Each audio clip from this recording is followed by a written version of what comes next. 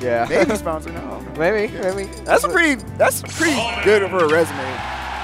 Being ranked in SoCal. Yeah, just I know we have a 20-person PR, but like come on, like the first 9 on our PR are PGR people, Yeah. so it's like kind of unfair. So, but yeah, so Taternator, he had a really phenomenal season. He's always been that person that's been really close, and he's always on the spreadsheet, and always has like those good wins, but just like a couple of spaces off, you know. And I'm actually surprised he actually ended up higher than Candy.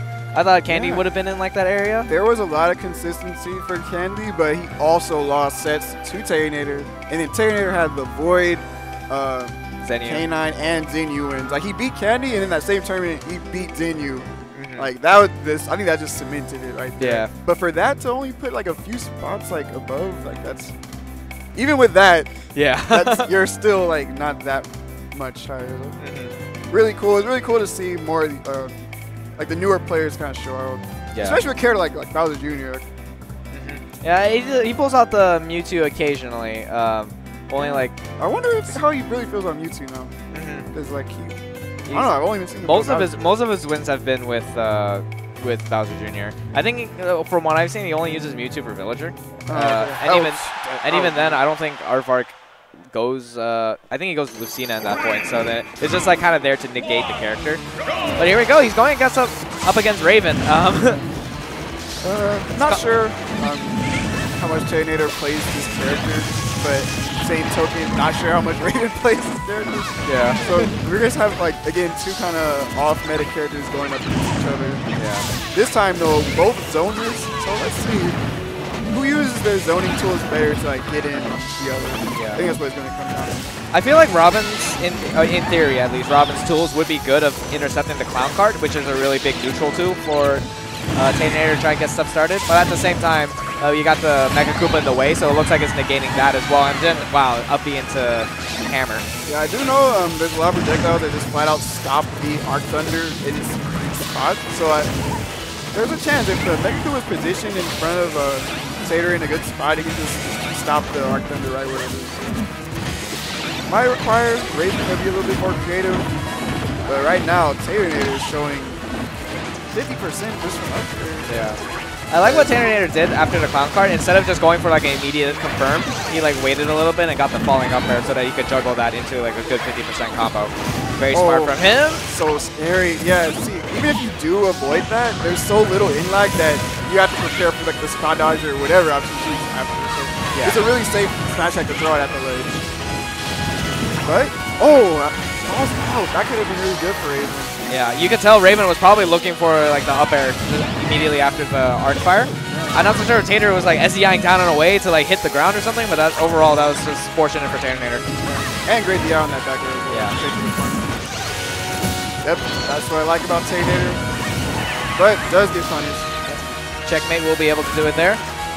Just off of a miscalculation. Like I like the attempt, but especially when he has a lead like this. And Robin's not exactly a character that makes a serious comeback in like a few seconds. He has to build it up really for a really long time. Oh, falling out of everything.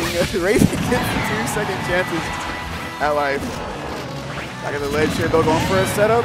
Gets it really far off stage. Mega Koopa sent just to cover if he does get past this explosion here. No bomb. Just hides behind his Mega Koopa just to be safe. Got a back air. Power shields the Mega Koopa. For an opportunity here, though. Not gonna have the Living Sword for a while, so pretty limited, but that's just this type of situation to heal a little bit more. Oh, having a hard time getting something started.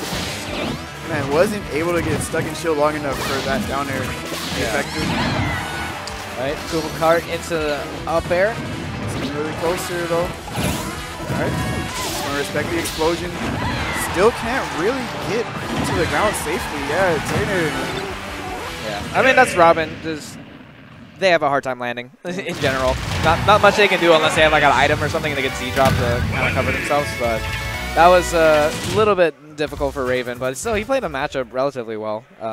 But yeah, I think Taternator is just being really smart in the matchup, using Mecha Koopa to like, eat up all of the projectiles that usually allow Robin to pressure. Yep. But at that point, Taternator is just like, okay, eat this Mecha Koopa, and then you're going to take like 50 damage because you can't land. Yeah, it's really smart. We talked about that earlier with Taternator playing Deity. makes it so hard for his opponent to land, not only due to really strong aerials, but the fact that you want to jump like over where the Mecha Koopa is on the ground.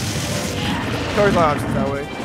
But really good start. I do like the dares into like fairs there. So much damage if you get that dare hit. Oh wow, that was a quick falling up air through the platform. Just able to catch him on a punish. Another side B hit confirmed. Yeah. That's just unfortunate for Robin. They have a really bad grab range in general, so this is, with a really mobile character like Bowser Jr., you kind of just have to expect that to happen. Even without the Mecha Koopa, Taternator in general just have been evading the projectiles really well on his own. Right. Oh wow, up tilt to scoop them out.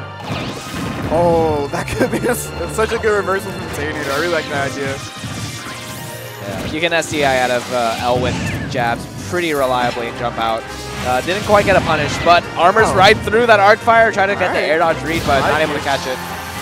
Despite that, still dropping the first stock, even though he had so many interesting ways to avoid dying there. Does get the back hit from Nosferatu, going to heal a little bit more than usual. Now we can see, like, when the other zoning character has the lead, it suddenly becomes pretty difficult. Yeah, it looks like it could be a little bit annoying. The tome does a lot of damage, so I like that Taternator's first instinct was just to shield it, just because it does so much damage, and that would increase the lead even more for Raven. Definitely. We've already seen Raven has pretty crazy setups with the books. Yeah. Oh, yeah, just like that. He dropped the book, I believe, and then was able to get a grab right out of it. He's going to be able to jump out of this? Yes, but not able to get a punish out in time. Raven's going to block the explosion of the up B.